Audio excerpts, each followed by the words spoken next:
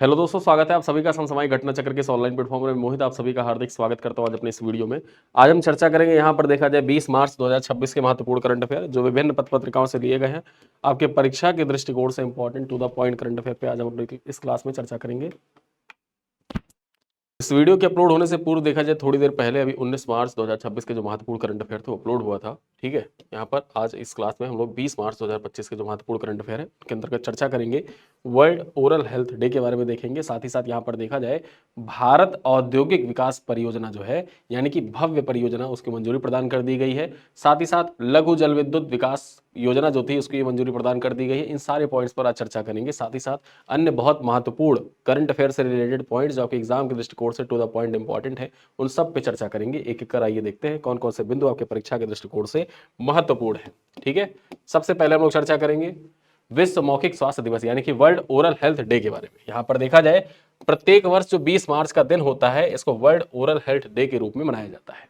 ठीक है, इस बार का थीम क्या है? इस बार का थीम है a happy mouth is a happy life. A happy mouth is a happy life, ये थीम है यहां पर देखा जाए वर्ल्ड ओरल हेल्थ डे का। कभी भी जब आप कोई दिवस याद कर रहे हो तो दो चीजें आपको याद रखनी है। सबसे पहले तो याद रखना है आपको कि वो दिवस कब मनाया जाता है।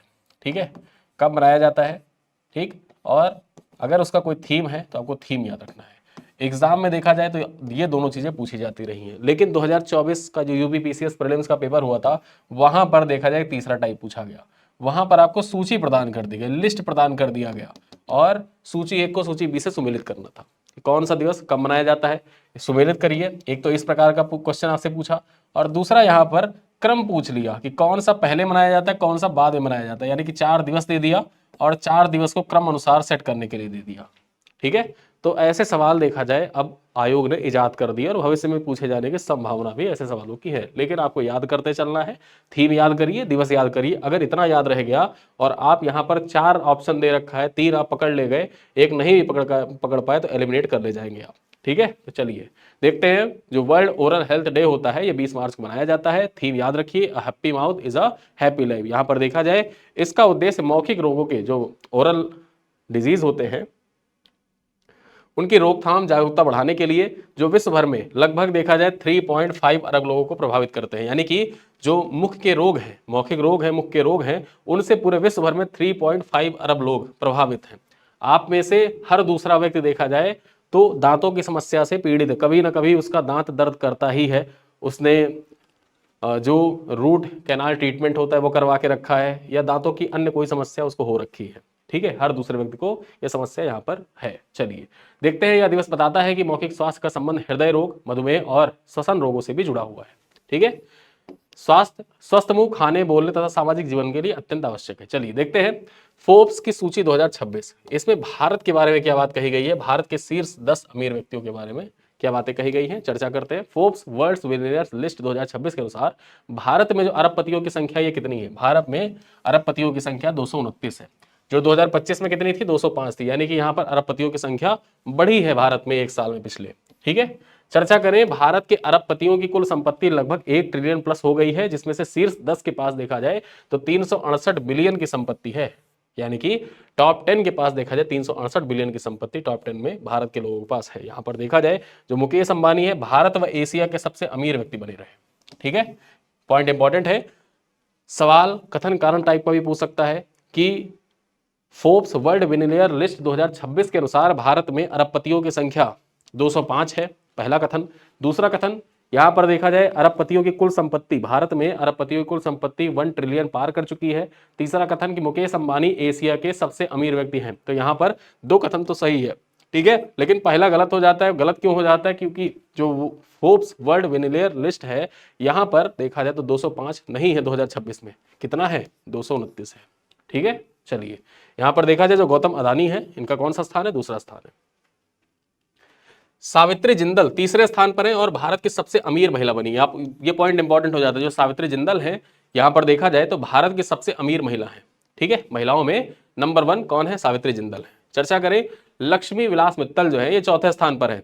ठीक है, चौथे स्थान पर देखा जाए लक्ष्मी विलास मित्तल है, लेकिन सबसे खास बात ये हो जाती है यहां पर लक्ष्मी मित्तल की कि उनकी संपत्ति में सबसे बड़ा उछाल आया है, यानी कि ओवरऑल देखा जाए तो किसकी संपत्ति में सबसे अधिक वृद्धि देखी गई, सबसे अधिक वृद्धि देखी गई है, तो लक्ष्मी मित्तल की संपत्ति में सबसे ज्यादा वृद्धि देखी गई। कितना? लगभग 1.08 लाख करोड़ रुपए की वृद्धि देखी गई है। ठीक है, 2025 से 2026 में। चलिए देखते हैं आगे। शीर्ष उद्योग समूह द्वारा एआई इंफ्रास्ट्रक्चर जो है इसमें देखा जाए 210 बिलियन निवेश योजना भी प्रस्तावित है, यानी कि 210 बिलियन की निवेश योजना यहां पर प्रस्तावित है। चलिए आगे देखते हैं, पॉइंट पे चर्चा करें। भूपति राजू अनमिश वर्मा, ठीक है, भूपति राजू अनमिश वर्मा जो है इन्होंने गिनीज वर्ल्ड रिकॉर्ड बना दिया है। किस बात में गिनीज वर्ल्ड रिकॉर्ड बनाया है? चर्चा करें तो यहां पर 7 ज्वालामुखी चोटियों पर सबसे तेज चढ़ाई कर गिनीज वर्ल्ड रिकॉर्ड दर्ज कर दिया है। ठीक है, आंध्र प्रदेश विशाखापत्तनम के भूपति राजू अनमिश वर्मा जो है इन्होंने 7 ज्वालामुखी चोटियों पर सबसे तेज चढ़ाई कर गिनीज वर्ल्ड रिकॉर्ड बनाया है। उन्होंने यह उपलब्धि 92 दिन 4 घंटे 45 मिनट में हासिल किया, यानी कि लगभग देखा जाए तो 92 दिनों में ही इन्होंने 7 ज्वालामुखी चोटियों को फतह किया है। ठीक है, इस अभियान की शुरुआत 23 अक्टूबर 2024 को रूस के माउंट एल्ब्रुस से शुरू हुई थी। उन्होंने 23 जनवरी 2025 को अंटार्कटिका के माउंट सिडली पर पहुंचकर अभियान को पूरा किया। यह उपलब्धि साहसिक खेलों में भारत की बड़ी उपलब्धि मानी जा रही है। ठीक है, तो यह नाम आपको याद रखना है, भूपति राजू अनमिश वर्मा। इनका संबंध किस राज्य से है? आंध्र प्रदेश से है, और 7 ज्वालामुखी जो चोटियां हैं उनको इन्होंने फतह किया है। चलिए स्टार्ट करते हैं अगली खबर। भारतीय सेना का अमोघ ज्वाला सैन्य अभ्यास आयोजित। ये जो अमोघ ज्वाला सैन्य अभ्यास है किसके द्वारा आयोजित किया गया? तो यहां पर देखा जाए जो इंडियन आर्मी है उसके द्वारा आयोजित किया गया है। चर्चा करें पॉइंट पर, खबर क्या है? भारतीय सेना की दक्षिणी कमान ने बबीना फील्ड फायरिंग रेंज में अमोघ ज्वाला सैन्य अभ्यास का आयोजन किया। देखा जाए तो इस अभ्यास में हेलीकॉप्टर, लड़ाकू विमान, ड्रोन रोधी प्रणाली सहित आधुनिक तकनीकों का प्रयोग किया गया था। इसमें बहुक्षेत्रीय युद्ध वातावरण, समन्वित गोलाबारी, वायु रक्षा तथा रात्रि युद्ध क्षमता का प्रदर्शन भी किया गया। ठीक है, चर्चा करें साथ ही साथ ड्रोन आधारित निगरानी तथा लक्ष्य साधन को रियल टाइम प्रदर्शित भी किया गया। इस अभ्यास भविष्य के लिए तैयार सेना की बढ़ती युद्ध क्षमता तथा तकनीकी दक्षता को भी दर्शाता है। ठीक है, तो आपको याद रखना है कि अमोघ ज्वाला सैन्य अभ्यास किसके द्वारा? भारतीय सेना द्वारा। कहां पर? बबीना फील्ड फायरिंग रेंज में आयोजित किया गया था। चलिए आगे देखते हैं, विक्रम दुरई स्वामी के बारे में चर्चा करें। अपॉइंटमेंट के दृष्टिकोण से ये पॉइंट इंपॉर्टेंट हो जाता है, जो राष्ट्रीय अंतरराष्ट्रीय नियुक्ति है उस दृष्टिकोण से पॉइंट इंपॉर्टेंट है। और खासकर राजदूतों का, जैसे कोई भारतीय राजदूत है जो अमेरिका में राजदूत बना हो, चीन में राजदूत बना हो, रूस में राजदूत बना हो, फ्रांस में राजदूत बना हो, तो ये 4-5 देश ऐसे हैं जहां पर कोई भारतीय राजदूत बनता है तो आपके एग्जाम के लिए इंपॉर्टेंट हो जाता है। ठीक है, जुडिशरी में सवाल पूछा जा चुका है यहां से, तो देखते हैं। सॉरी, विक्रम दुरई स्वामी बने चीन में भारत के राजदूत। ठीक है, वरिष्ठ राजनयिक विक्रम दुरई स्वामी को चीन में भारत का अगला राजदूत नियुक्त किया गया है। वे प्रदीप कुमार रावत का स्थान लेंगे। यहां पर देखा जाए दुरई स्वामी जो है 1992 बैच के भारतीय विदेश सेवा के अधिकारी हैं। वर्तमान में वे ब्रिटेन में भारतीय उच्चायुक्त के रूप में कार्यरत हैं। यह नियुक्ति भारत चीन कूटनीतिक संबंधों को सुदृढ़ करने की दृष्टिकोण से महत्वपूर्ण मानी जा रही है। ठीक है, तो यह पॉइंट याद रखिएगा कि अब चीन में देखा जाए नए भारतीय राजदूत कौन बने हैं? विक्रम दुरई स्वामी बने हैं। इससे पहले वो कहां पर तैनात थे? तो इंग्लैंड में तैनात थे, ब्रिटेन में तैनात थे। और किसका स्थान चीन में किसका स्थान लेंगे? तो प्रदीप कुमार रावत का स्थान लेंगे। चलिए आगे देखते हैं, भारत इलेक्ट्रिसिटी समिट 2026 के बारे में चर्चा करें। यहां पर देखा जाए जो भारत इलेक्ट्रिसिटी समिट 2026 है, ये 19 से 22 मार्च 2026 को भारत इलेक्ट्रिसिटी समिट 2026 का आयोजन यशोभूमि द्वारिका नई दिल्ली में किया जा रहा है। ठीक है, याद रखिएगा कहां पर? यशोभूमि द्वारिका नई दिल्ली में भारत इलेक्ट्रिसिटी समिट 2026 का आयोजन किया जा रहा है। इसका उद्घाटन 19 मार्च 2026 को यहां पर देखा जाए जो ब्रह्म कमल हॉल यशोभूमि है वहां पर किया गया था। यह सम्मेलन विद्युत मंत्रालय जो मिनिस्ट्री ऑफ पावर इसके संरक्षण में आयोजित किया जा रहा है। साथ ही साथ यहाँ पर थीम याद रखिए, पावरिंग अ क्लीन फ्यूचर। ठीक है, जो ये आयोजन हो रहा है ये किस थीम पर हो रहा है? भारत इलेक्ट्रिसिटी समिट 2026 का थीम क्या है? पावरिंग द क्लीन फ्यूचर, ये इसका थीम है। चलिए देखा जाए तो इसका उद्देश्य स्वच्छ ऊर्जा, बिजली क्षेत्र के नवाचार तथा सतत विकास को बढ़ावा देना है। इसी पर केंद्रित ये भारत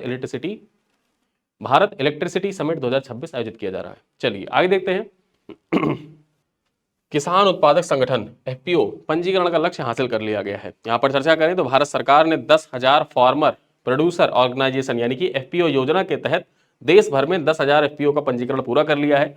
यह एक केंद्रीय क्षेत्र की योजना है जिसका उद्देश्य किसानों को संगठित कर उनकी आय को बढ़ाना था।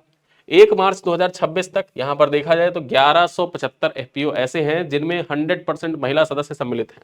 और इस योजना के तहत कुल 23.55 लाख महिलाएं किसान पंजीकृत हुई, महिला किसान जो है वो पंजीकृत हो चुकी हैं। ठीक है, यह पहल कृषि उत्पादों को बेहतर विपणन, मूल्य संवर्धन तथा किसानों की आर्थिक सशक्तिकरण में सहायक है। तो ये पॉइंट आपके जीएस पेपर 3 के दृष्टिकोण से भी इंपॉर्टेंट हो जाता है।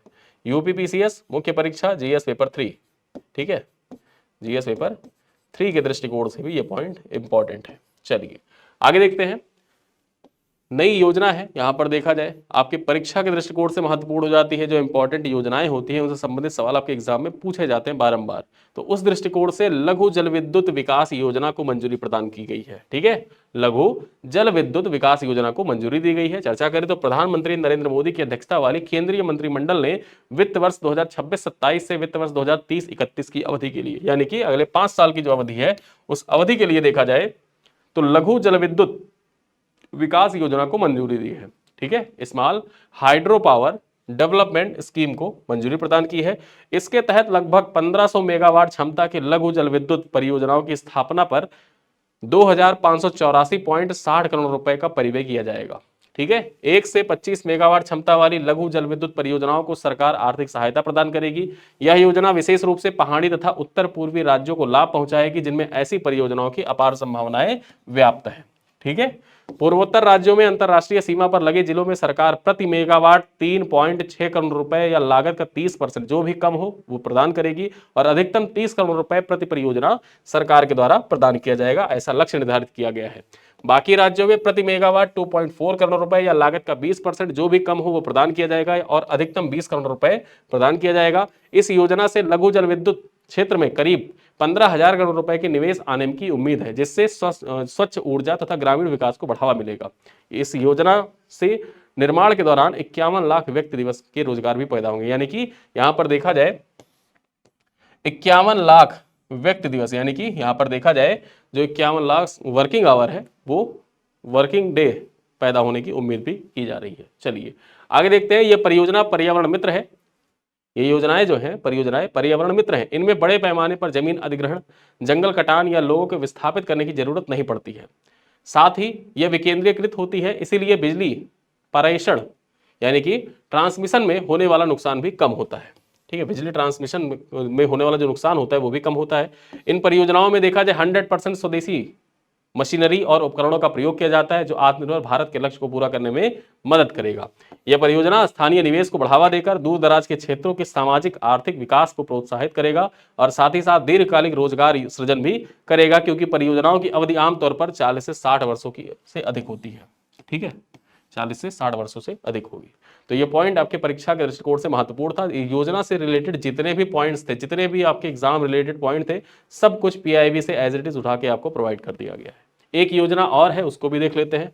भव्य योजना, भारत औद्योगिक विकास योजना को मंजूरी दी गई है। यहां पर देखा जाए इस योजना के बारे में आइए चर्चा कर लेते हैं। प्रधानमंत्री नरेंद्र मोदी की अध्यक्षता में केंद्रीय मंत्रिमंडल ने भारत औद्योगिक विकास योजना भव्य योजना को मंजूरी प्रदान की है। इस योजना के विकास के लिए सरकार 33,660 करोड़ रुपए का बजट आवंटित किया है। इस योजना का मुख्य लक्ष्य क्या है? पूरे देश में 100 प्लग एंड प्ले औद्योगिक पार्क विकसित करना, उद्योगों के लिए जमीन, बिजली, पानी और अन्य बुनियादी सुविधाएं पहले से तैयार होंगी, जिससे कंपनियां बिना किसी देरी के अपना काम शुरू कर सकेंगी। बाहरी बुनियादी ढांचे के विकास के लिए परियोजना की लागत का 25% तक समर्थन सरकार के द्वारा प्रदान किया जाएगा। व्यापार को आसान बनाने के लिए नियमों को सरल बनाया जाएगा और मंजूरी के लिए सिंगल विंडो सिस्टम को प्रभावी बनाया जाएगा।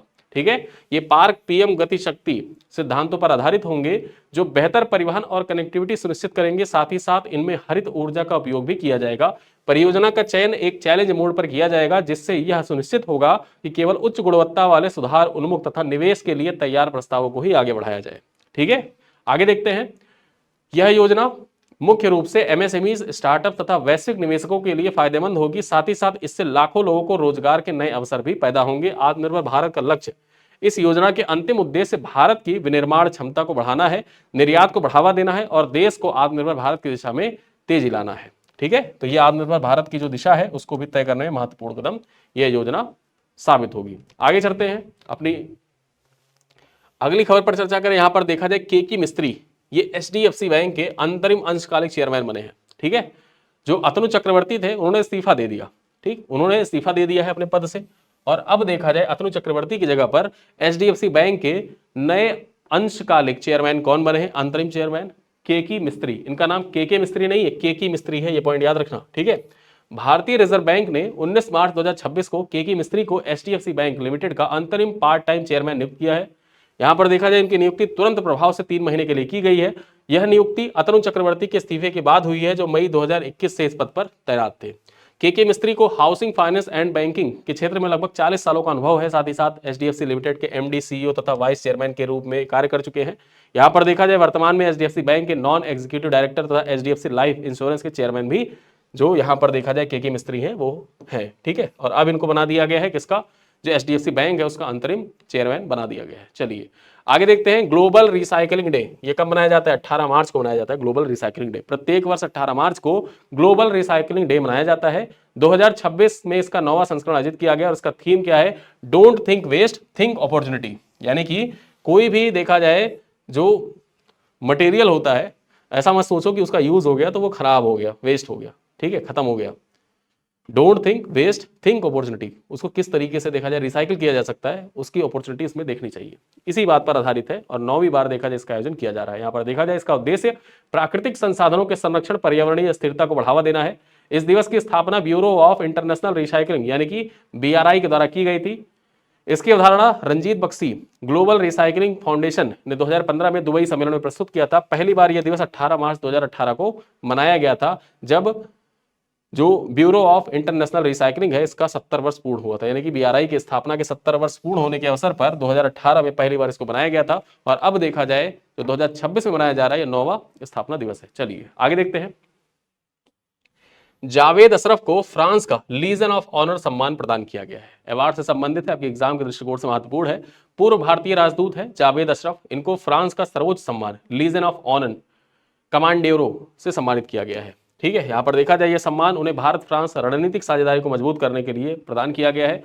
वे इस सम्मान को प्राप्त करने वाले पहले भारतीय राजदूत है, यानी कि अभी तक किसी भी राजदूत को लीजन ऑफ ऑनर से फ्रांस के द्वारा सम्मानित नहीं किया गया था। जावेद अशरफ पहले व्यक्ति है। इसी पॉइंट के दृष्टिकोण से देखा जाए तो आपके एग्जाम के लिए महत्वपूर्ण हो जाता है, ठीक है।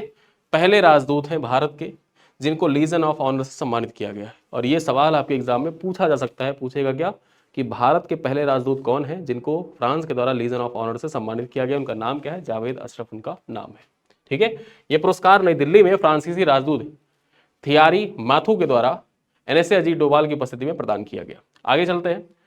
हमारा आज का अंतिम खबर क्या है, हमारा आज का अंतिम खबर है अर्जेंटीना ने डब्ल्यूएचओ से आधिकारिक रूप से अलग होने का निर्णय जो था वो लागू हो गया है, ठीक है। अर्जेंटीना ने डब्ल्यूएचओ से आधिकारिक रूप से अलग होने का निर्णय लागू किया। यहां पर देखा जाए अर्जेंटीना ने वर्ल्ड हेल्थ ऑर्गेनाइजेशन के औपचारिक रूप से अलग होने की प्रक्रिया पूरी कर ली है। यह प्रक्रिया संयुक्त राष्ट्र महासचिव एंटोनियो गुटेरस को सूचना देने के 1 वर्ष बाद पूरी हुई है। यानी कि 1 साल पहले देखा जाए जेवियर मिलई जो अर्जेंटीना के राष्ट्रपति हैं उनके द्वारा एंटोनियो गुटेरस को सूचना दी गई थी कि अर्जेंटीना जो है वो डब्ल्यूएचओ को छोड़ देगा। और एलिगेशन क्या लगाया था, इल्जाम क्या लगाया था, कोविड-19 के बाद देखा जाए कोविड-19 में जो वैक्सीन और चाइना को लेकर पूरे विश्व की प्रतिक्रिया थी उस पर लेकर एलिगेशन लगाया था अर्जेंटीना ने। अमेरिका के बाद अमेरिका को फॉलो करते हुए, जैसे अमेरिका ने कहा कि हम डब्ल्यूएचओ को छोड़ देंगे क्योंकि डब्ल्यूएचओ पक्षपाती है, चीन का पक्ष लेता है तो हम छोड़ देंगे, वही काम अर्जेंटीना ने भी किया। अर्जेंटीना ने भी एलिगेशन लगाए और पत्र लिखा। प्रोसेस ये होता है कि आपको किसी भी मतलब संस्था को, जो अंतर्राष्ट्रीय संस्था को छोड़ने से 1 साल पहले आपको वहां पर नोटिस देना होता है कि हम छोड़ने वाले हैं। तो वही काम था, 1 साल पहले नोटिस दिया था और ये 1 साल की प्रक्रिया जो है वो पूरी हो चुकी है। तो अब यहाँ पर आधिकारिक रूप से जो अलग होने का निर्णय है वो लागू कर दिया गया है, ठीक है। इस निर्णय की घोषणा फरवरी 2025 में राष्ट्रपति जेवियर मिलई के द्वारा की गई थी, यानी निकासी Vienna convention on the law of treaties के तहत की गई है, जिसमें 1 वर्ष का नोटिस आवश्यक होता है, यानी कि जो नोटिस पीरियड होता है वो 1 वर्ष का होता है। देखा जाए तो ये कदम वैश्विक स्तर पर विकेंद्रीकरण की प्रवृत्ति को दर्शाता है। इससे पहले यूएसए भी जनवरी 2026 में डब्ल्यूएचओ से बाहर हो चुका है, यानी कि यूएसए भी जो है वो 2026 में डब्ल्यूएचओ से बाहर हो चुका है। और अब देखा जाए दूसरा देश कौन बन गया है, तो दूसरा देश बन गया है अर्जेंटीना, जो 2026 में डब्ल्यूएचओ को छोड़ चुका है, ठीक है। तो ये पॉइंट आपको याद रखने हैं। चलिए अब चलते चलते कुछ सवाल हैं, इन सवालों का उत्तर आप कमेंट बॉक्स में दीजिएगा। पहला सवाल है, मार्च 2026 में फोर्ब्स वर्ल्ड बिलियनियर्स लिस्ट के अनुसार संपत्ति में सबसे बड़ा उछाल लगभग 1.08 लाख करोड़ रुपए दर्ज करने वाले भारत के चौथे सबसे अमीर व्यक्ति कौन बने हैं? मुकेश अंबानी, गौतम अडानी, सावित्री जिंदल या लक्ष्मी मित्तल। आगे देखें, क्वेश्चन नंबर 2 है, केंद्र सरकार द्वारा हाल ही में मंजूर की गई भारत औद्योगिक विकास योजना का मुख्य लक्ष्य क्या है? भारत औद्योगिक विकास योजना की भव्य योजना का मुख्य उद्देश्य क्या है? 100 प्लग एंड प्ले औद्योगिक पार्क विकसित करना, सौर ऊर्जा पैनलों में 50% सब्सिडी देना, किसानों को मुफ्त बीज उपलब्ध कराना, या डिजिटल साक्षरता दर को 90% तक लेकर जाना। तो यहां पर आपको बताना है कि जो भव्य योजना है उसका मुख्य उद्देश्य क्या है, और यह सवाल एज इट इज आपकी परीक्षा में पूछा भी जा सकता है। ठीक है, चलिए क्वेश्चन नंबर 3 क्या कह रहा है कि हाल ही में किस वरिष्ठ राजनयिक को चीन में भारत का नया राजदूत नियुक्त किया गया है? प्रदीप कुमार रावत को, विक्रम दुरईस्वामी को, जावेद अशरफ को, या विनय मोहन क्वात्रा को? आगे देखिए क्वेश्चन नंबर 4 क्या कह रहा है। क्वेश्चन नंबर 4 कह रहा है कि लघु जलविद्युत विकास योजना 2026-27 से 2030-31 के तहत सरकार कितनी क्षमता वाली परियोजनाओं को आर्थिक सहायता प्रदान करेगी? 100 मेगावाट से ऊपर की क्षमता जो परियोजना है उनको, या फिर 1 से 25 मेगावाट की परियोजनाओं को, 50 से 75 मेगावाट की परियोजनाओं को, या केवल 5 मेगावाट तक की परियोजनाओं को? आगे देखें अंतिम सवाल, हाल ही में किस देश ने आधिकारिक रूप से विश्व स्वास्थ्य संगठन से अलग होने का निर्णय लागू किया है? ब्राजील, भारत, अर्जेंटीना, या फ्रांस? ठीक है, तो वो कौन सा देश है जिसने आधिकारिक रूप से देखा जाए हाल ही में WHO से अलग होने की जो घोषणा थी, उसको निर्णय था, उसको आधिकारिक रूप से लागू कर दिया है। ठीक है, तो ये है 20 मार्च 2026 के महत्वपूर्ण करंट अफेयर जो आपके एग्जाम के दृष्टिकोण से इंपॉर्टेंट थे। थोड़ा पॉइंट करंट अफेयर यहाँ पे आपके सामने प्रस्तुत किया जाता है। प्रतिदिन शाम को 7:30 बजे वीडियो क्लास आती है। इसकी क्लास PDF और PPT देखा जाए, इसकी क्लास PPT और टेस्ट आपको ऐप पर मिल जाता है, और क्लास PDF आपको व्हाट्सएप ग्रुप में शेयर कर दिया जाता है। ठीक है, तो इस वीडियो को देखिए, और हमारा मासिक पैकेज ज्वाइन करने के लिए आप इस वीडियो के पिन कमेंट को चेक करेंगे, वहां से आपको मासिक पैकेज का लिंक मिल जाएगा, उससे आप ज्वाइन कर सकते हैं, जिससे आपको हर महीने देखा जाए तो कंटेंट पूरा प्रोवाइड होता रहे। टेस्ट, वीडियो, PDF, PPT और डेली टेस्ट, कंपाइल टेस्ट, साथ ही साथ कंप्लीट PDF महीने के एंड में। और बाइलिंगुअल कंटेंट होता है, पूरा कंटेंट हमारा बाइलिंगुअल है, यानी कि हिंदी इंग्लिश दोनों भाषाओं के छात्र जो है वो ज्वाइन कर सकते हैं इसको। ठीक है, तो इन्हीं सब बातों के साथ इस वीडियो को करते हैं समाप्त। मिलते हैं ईद के बाद, तब तक के लिए धन्यवाद।